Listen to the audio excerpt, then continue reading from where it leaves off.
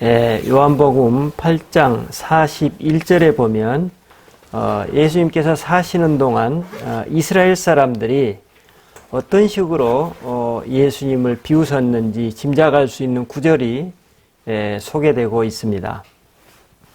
예수님이 자신의 가르침을 받아들이지 않는 유대인들을 향해 비판하시자 이에 분개한 유대인들이 다음과 같이 응답합니다.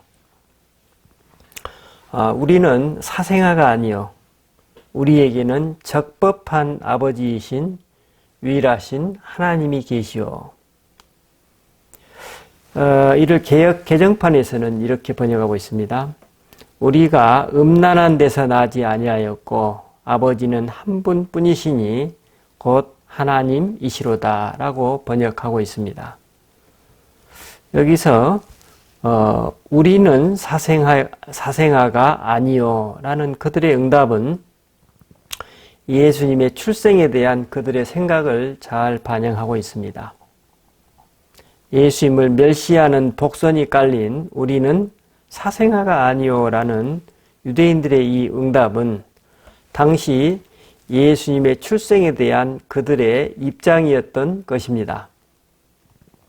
오늘 본문 마태복음 1장과 누가복음 1장에 소개되는 예수님 탄생에 관한 이야기는 유대인들의 이와 같은 생각에 대한 마태와 누가의 응답이라고 볼 수 있습니다. 마태와 누가는 각자의 입장에서 예수님 탄생에 대한 이야기를 다루고 있지만 예수님이 성령으로 잉태되었다는 점이 두 사람의 공통점이자 그 핵심을 이루고 있습니다. 본문의 저자 누가는 이렇게 얘기합니다. 성령으로 잉태되었기 때문에 오히려 그분이 임마누엘의 하나님이시고 임마누엘하신 하나님의 증거라는 그 천사의 말을 전하고 있습니다. 인간의 관점에서 볼 때 도저히 믿을 수 없는 것을 그가 어떻게 믿게 되었는지 설명하고 있는 대목입니다. 마태와 누가는 어떻게 예수님의 성령에 따른 잉태를 믿을 수 있게 되었을까요? 아니, 오늘 나는 그분의 잉태를 어떻게 받아들이고 있습니까?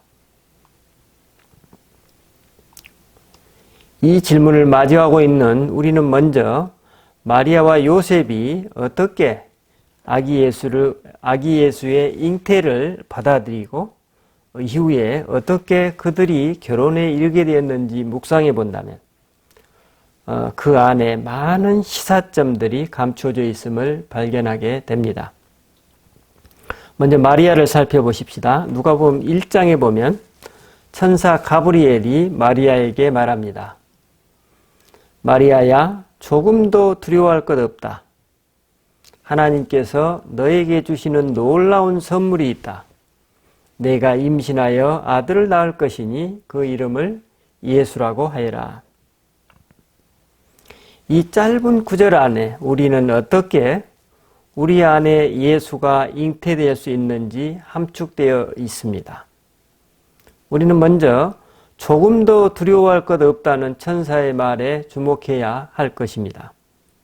천사의 이 말은 역설적이게도 그리스도의 잉태는 매우 두려운 상황과 관련되어 있음을 암시하고 있습니다. 우리가 잘 알고 있듯이 당시 마리아는 처녀였습니다.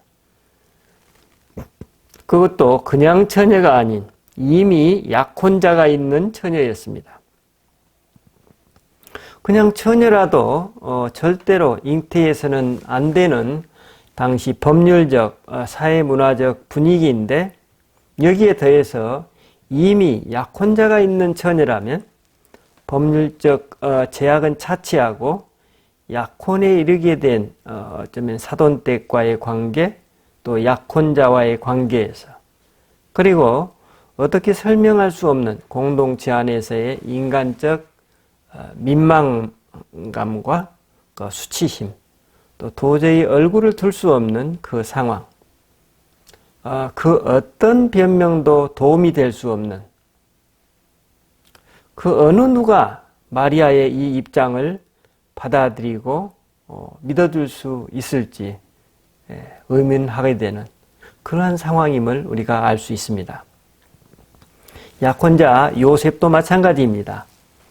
무엇보다도 먼저 약혼녀가 이미 임신했다는 것을 알게 되었을 때의 그 충격, 그 여인을 아내로 맞아야 하는 약혼자로서의 위신과 체면, 그리고 그 여파로 공동체 안에서의 한 남성으로서의 자존감,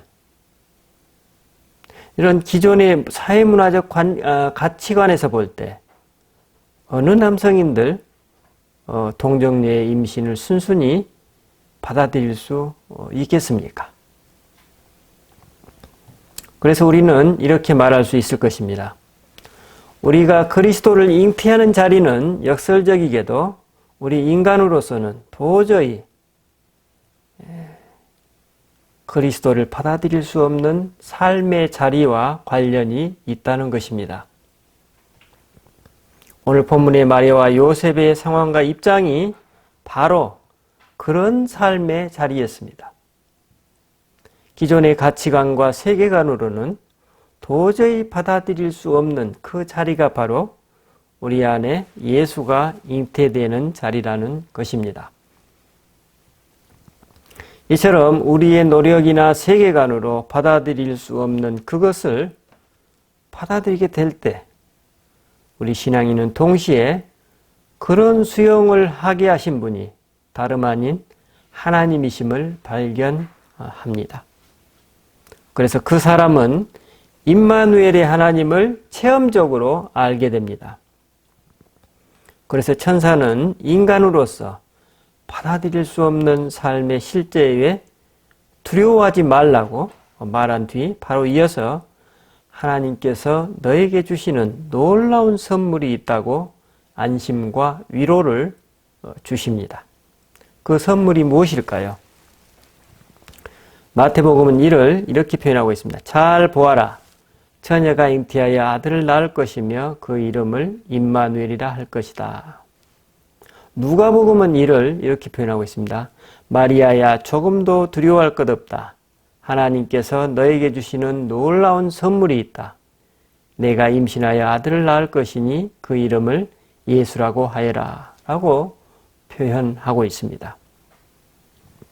이 말씀은 우리가 도저히 받아들일 수 없는 삶의 현실을 주님 안에서 받아들이게 될 때 우리는 나와 함께 하시는 하나님, 나의 말할 수 없는 처지에서 구원해 주시는 하나님, 그 하나님의 현존을 선물로 받아서 우리가 도저히 행할 수 없는 일을 행할 수 있게 된다는 메시지입니다.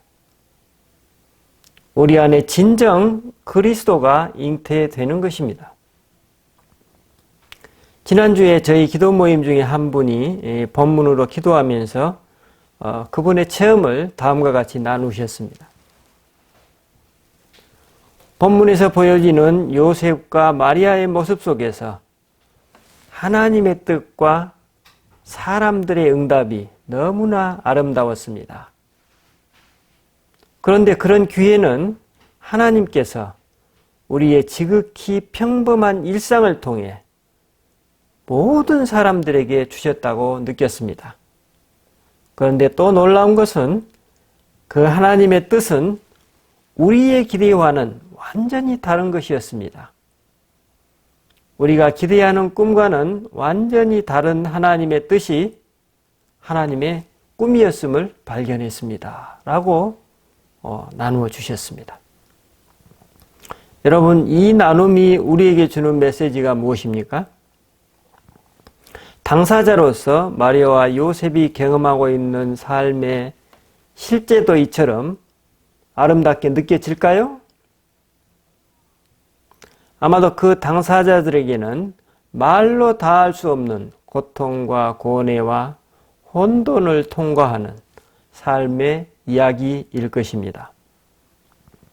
하지만 그들의 삶을 신앙의 눈으로 좀 더 멀리서 바라보면 어떨까요? 마리아와 요셉이 삶을 대하는 그 모습이 얼마나 아름답게 보이겠습니까?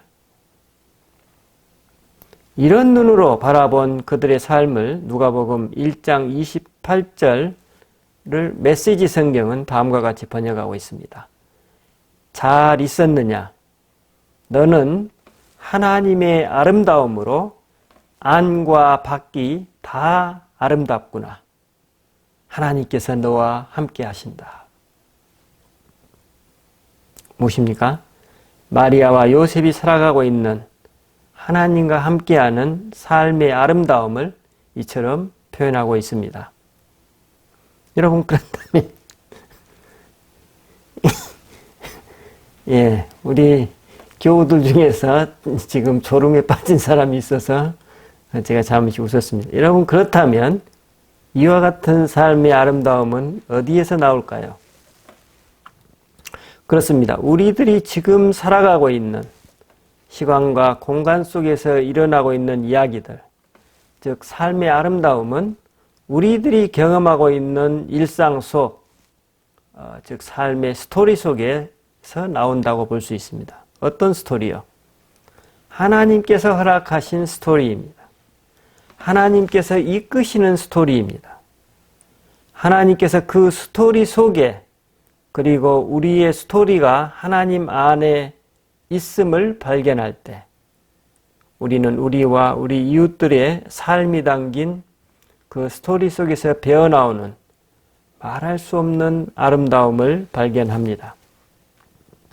우리가 경험하고 있는 삶이 내 자신의 의지와 힘과 의도대로 사라진다고 생각하기 쉽지만 실제는 어떻습니까?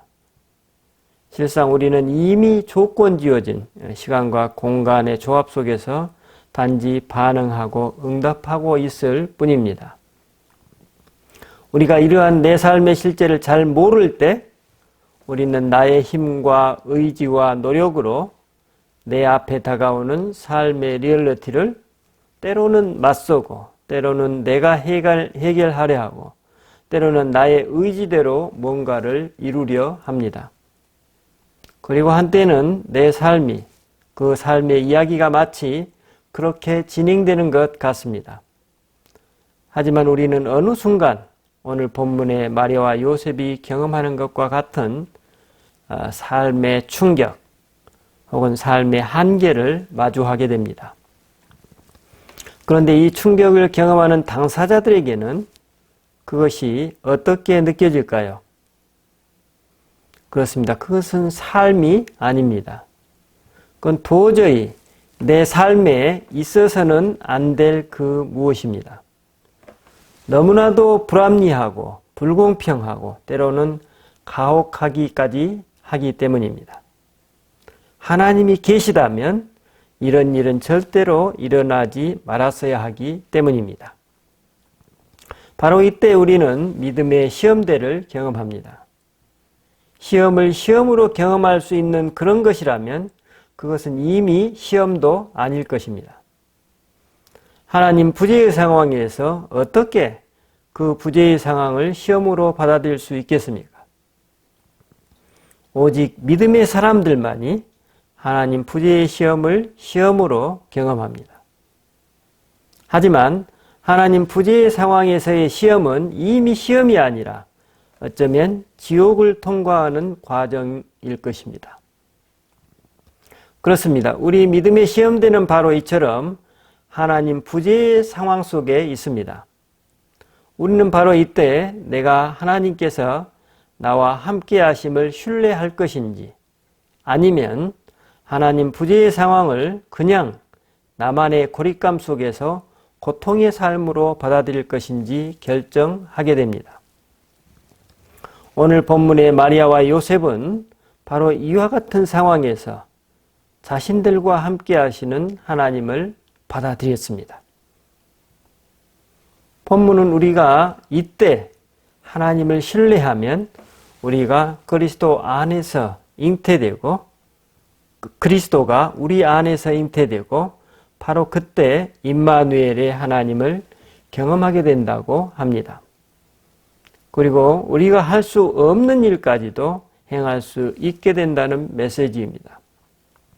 이처럼 받아들일 수 없는 삶의 충격과 인생의 고초를 임마누엘의 하나님과 함께 마주할 때, 그때 그 삶이야말로 참으로 아름다운 삶이라는 것을 오늘 본문이 가르쳐주고 있습니다. 전번에 말씀드렸던 이엠필 선생의 전기를 읽어보면 그 서울 어머니라는 분의 삶을 소개하면서 마태복음의 산상수훈과 관련해서 이런 구절이 있습니다. 세상에 대하여 아직 바라는 것이 있고 사람에 대하여 아직 무슨 기대를 걸고 있는 사람은 성경의 소리를 받아들이지 않는다. 세상에 버림을 받고 사람들에게 배신을 당하고 고통과 눈물에 젖어 있을 때, 그때 성경은 그들의 복음이다. 참으로 진리의 말씀입니다. 저는 지난주에 인터넷을 통해 한류에 대한 내용을 검색하다가 우리나라 문화의 각 분야가 어떻게 세계 각국에서 한류라는 바람을 불러일으켜 왔으며 그것이 우리의 정치, 경제, 사회 각 방면에 어떤 영향을 미치고 있는지 살펴볼 수 있었습니다. 그리고 우연히 어느 외국인이 한국의 한 드라마를 극찬하는 유튜브 영상을 접하게 되었고, 그래서 우리는 사랑의 불시착이라는 드라마를 시청하게 되었습니다. 남한의 아가씨와 북한의 청년의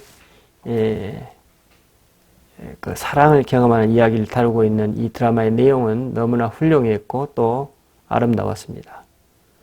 우리나라 방송작가의 수준이 이 정도로 되었으리라고는 저도 미처 예상하지 못했던 것 같습니다.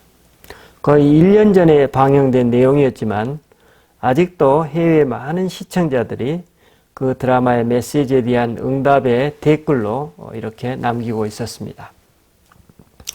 왜 해외의 많은 사람들이 오늘 한국의 드라마에 열광하는 것일까요? 그것은 그 드라마가 전하고 있는 메시지의 진정성입니다. 그러면 어떻게 메시지의 진정성이 드러날까요? 그렇습니다. 그것은 실제 삶의 이야기, 진실된 이야기를 담고 있기 때문입니다. 어떤 이야기요? 우리 민족이 살아온 이야기, 우리 민족이 지금 겪고 있는 이야기, 우리 민족 구성원들이 지금 갈망하고 있는 소망에 관한 이야기입니다. 그 드라마를 시청했던 해외의 많은 외국인들의 댓글에는 드라마 안에서만이 아니라 실제 그 주인공들이 결혼으로 이어졌으면 하는 간절한 그 바람들이 댓글로 계속 이어져 나오는 것을 볼 수 있었습니다. 실상 그 드라마 작가는 세계인들을 상대로 우리 한민족의 통일 교육을 했던 것입니다. 중국, 일본, 미국 같은 나라, 당신들이 당신들의 어쩌면 이기적인 안전을 목적으로 한 민족을 분단시키고 있는 현재의 상황을 지금 어떻게 바라보고 있느냐는 질문입니다. 당신들이 진정 인류애와 박애 정신을 가지고 살아가고 있느냐는 질문입니다. 당신들도 분단의 책임이 있으니 적어도 남북의 통일을 응원해 주지는 않는다 하더라도 방해하지는 말아야 할 것 아니냐는 메시지입니다. 그런데 그 드라마를 본 수많은 해외 시청자들이 마치 이러한 질문에 응답이라도 하듯이 그 댓글을 통해서 드라마 속의 주인공들이 결혼하여 함께 살았으면 하는, 우리 민족이 통일되었으면 하는 그런 염원을 드러내고 있었습니다. 그 드라마는 이처럼 우리 민족의 메시지를 효과적으로 전하고 있을 뿐만 아니라 그 스토리의 진정성이 이제는 드라마에 등장하는 우리가 먹고 입고 사용하는 물건들이 세계인들의 주목을 받으며 한류라는 문화 경제 현상으로 연결되고 있음을 알 수 있었습니다. 여러분, 문화라는 것이 무엇입니까? 제가 아는 상식으로 문화란 그 사회 구성원들의 삶의 방식, 그 삶의 방식에서 표출되는 다양한 인문, 사회, 문학 등의 예술적 결과들과 열매들을 포괄하는 개념으로 이해하고 있습니다. 그렇다면 그 문화의 결실과 그 수준은 어떻게 결정된가요? 결정되겠습니까? 그렇습니다. 그 사회 구성원들이 경험한 삶의 이야기가 무엇인가에 따라 달라질 것입니다. 그것이 그 문화의 콘텐츠이기 때문입니다. 그런 관점에서 현재 세계인들은 우리 한류에 대해서 놀라는 것 같습니다. 불과 7, 80년 전까지만 해도 우리는 식민지 국가였으며 또 아프리카 국가들보다도 가난했던 나라였습니다.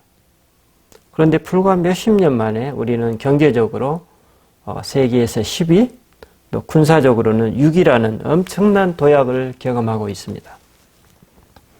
이를 문화적 관점에서 보면 우리나라는 이처럼 세계인들이 놀랄 수밖에 없는 메가 스토리를 가지고 있기 때문입니다. 우리나라 국민들이 경험한 삶의 이야기들입니다. 그 삶의 이야기는 실제 일제 식민지의 서러운 압제의 삶이 있었고 6.25라는 동족상전의 비극이 있었으며 그 비극과 극한의 가난을 극복하기 위해서 밤낮이 없는 고된 노역과 희생이 있었습니다.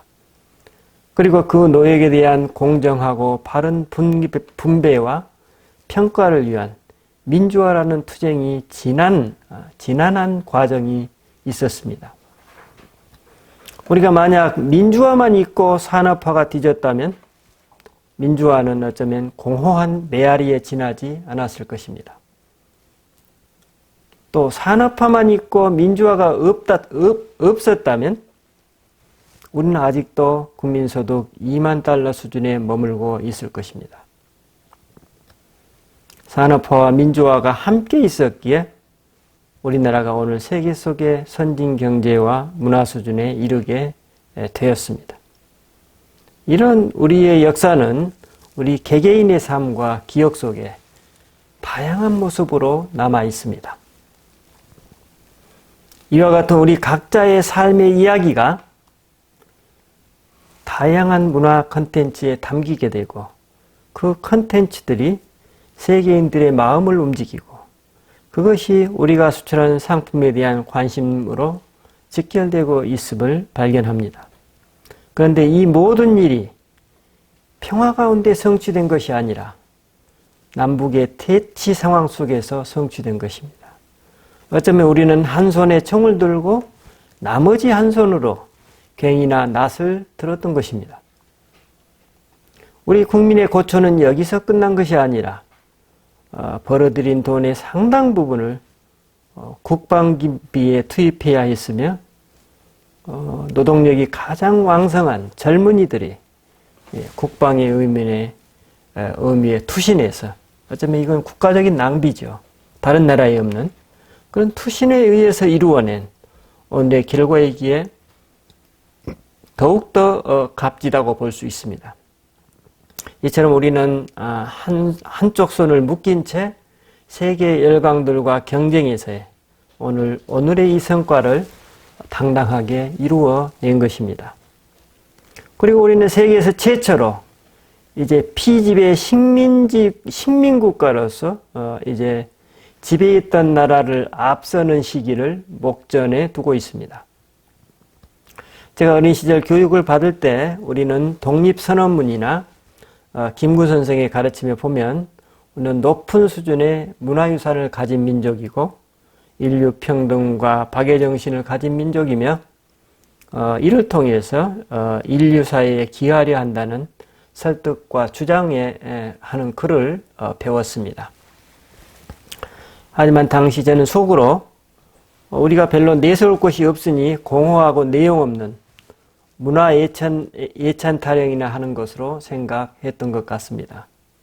하지만 오늘 이 글로벌 사회에서 우리나라의 문화적 위상은 어떻습니까?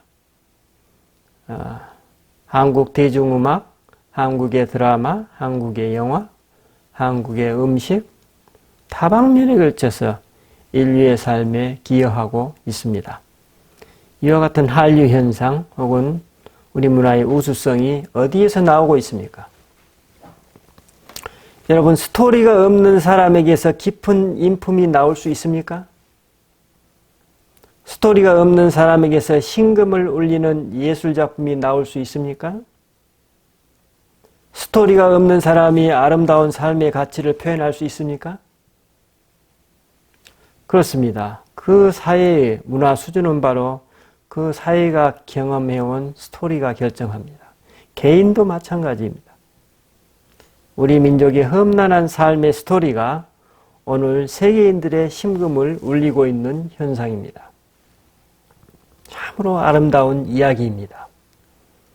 이 한류와 연결되는 내용으로 저는 6.25 때 참전했던 세계 각국의 참전 용사들과 그 가족들을 우리 정부가 초대하여서 그분들께 극진한 감사의 사례를 보이자 그분들이 얼마나 감격스러워하는지 볼 수 있었습니다. 우리나라의 비극적 스토리가 이처럼 아름답게 꽃피우자 그들의 심금을 울린 것입니다.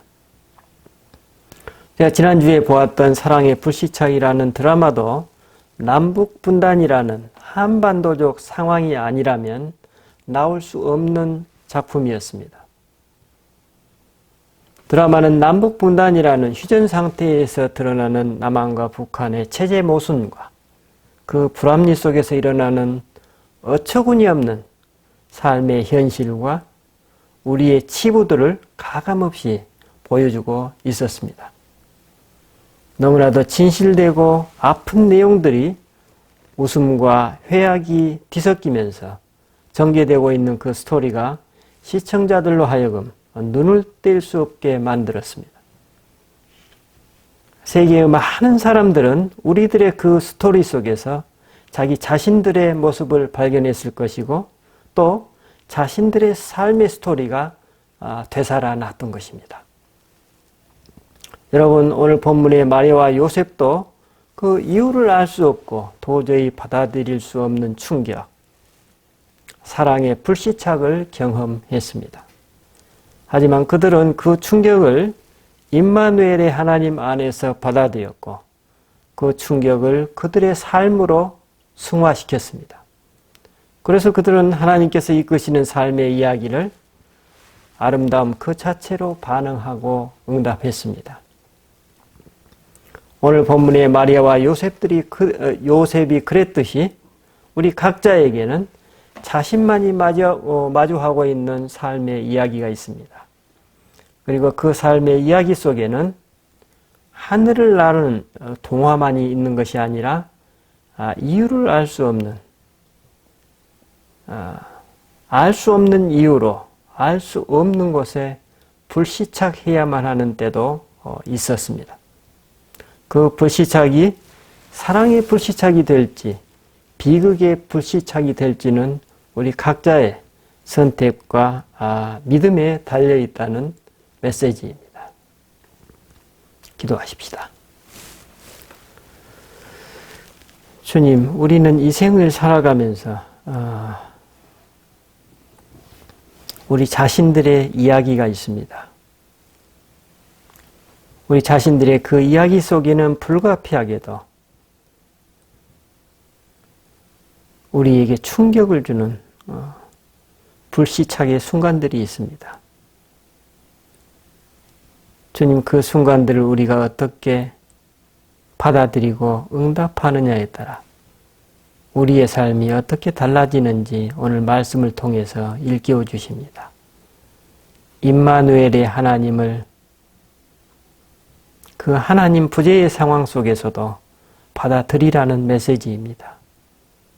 그 메시지를 우리가 온전히 받아들이며 응답할 때 그 스토리는 아름다움 그 자체로 승화되고 이 모든 것을 통해서 복을 주시는 하나님을 선물로 받게 된다고 우리에게 말씀하십니다. 그러한 아름다운 삶을 우리가 온전히 받아들이고 누리게 하옵소서. 감사드리고 우리 주 예수 그리스도 이름으로 기도드립니다. 아멘.